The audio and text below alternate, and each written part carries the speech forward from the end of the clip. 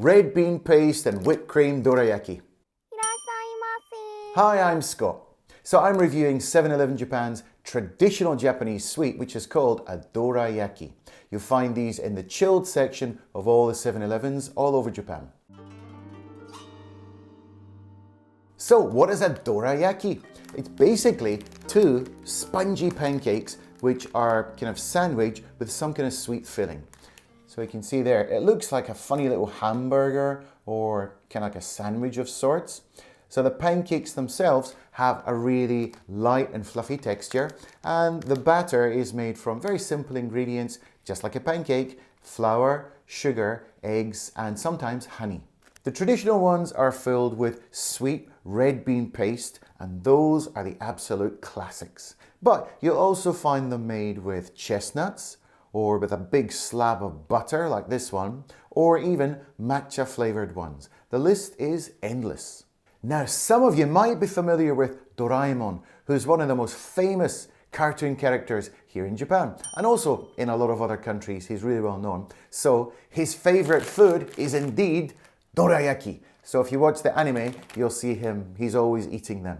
And in honor of the great Doraemon, I've got my t-shirt on today. Not bad? So the name itself, dorayaki, actually has a fascinating bit of legendary folklore behind it. So if you break the word down into two parts, you have dora and you have yaki.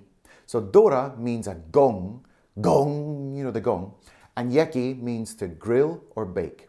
So put those words together and you get dorayaki. According to legend, the name originated when a samurai called Benkei used a gong to cook pancakes, which led to the name Dorayaki.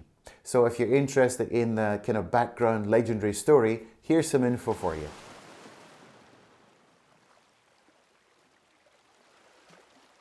So before we go in for the taste test, here's a wee bit of a closer look for you.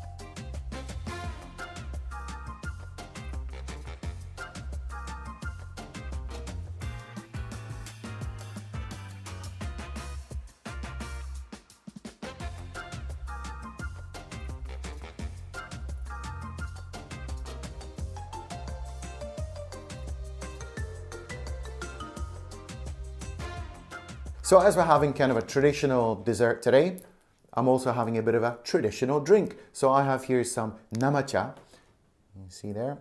So this is a tea which is kind of cloudy. It's not like a clear tea, so it should have a nice strong taste, which should go well with the red beans and the kind of traditional dessert. So let's crack it open and have a bit of a look. Now it opens up really nicely. And you pop it, oh, you can just feel it's so soft already. See it nestling inside there. Can you see in there? It's just nestling in there. And you just put your hand in and it feels so incredibly soft and light. Oh my goodness me. Look at that. I wish you could touch this because it's so soft. It's like a pillow.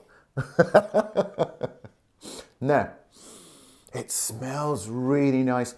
Now, a little bit different from, you know, if you go to like have a regular pancake, it looks like a pancake and it smells like a really rich pancake. I don't know whether it's the honey that they put in there or they put some kind of special ingredient. I'm not entirely sure, but it smells much richer and smells much better than your average pancake that you would normally have. So, wow. Okay, let's dig in.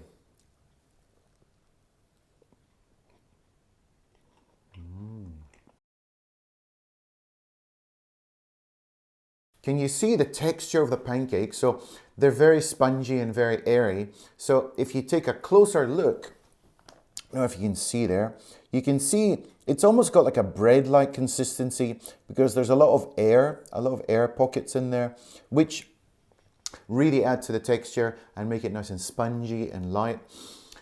And of course, the important thing I've got to talk about is the filling. So it's made from sweet red beans, made from adzuki beans, which is a small red bean, which is used in a lot of confectionery in Japan.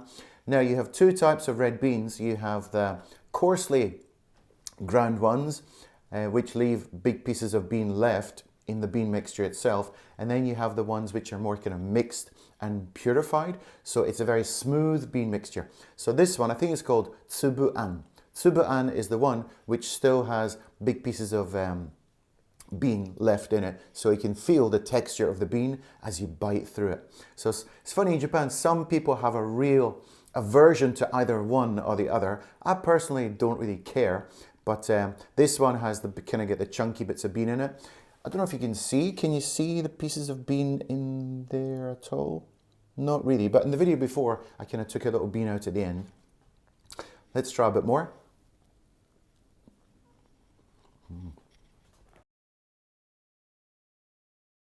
Wow, let's try it with a bit of tea, eh? So I've never actually had this tea before, but I was really looking forward to it because it's going to get this cloudiness to it. So I'm thinking it's going to have like quite a pungent flavour.